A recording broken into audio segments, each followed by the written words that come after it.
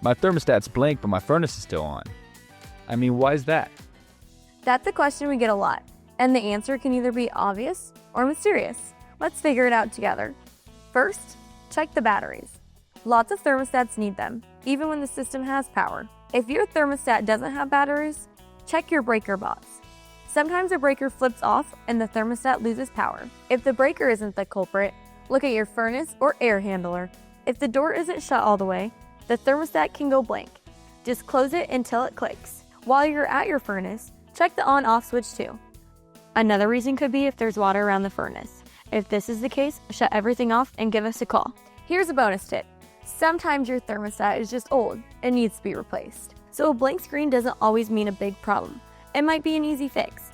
But if you still can't get it working, call us or schedule an appointment today on our website or by clicking the link in the description. Golden Rule will help get your home comfy again. Like and subscribe for more easy home tips.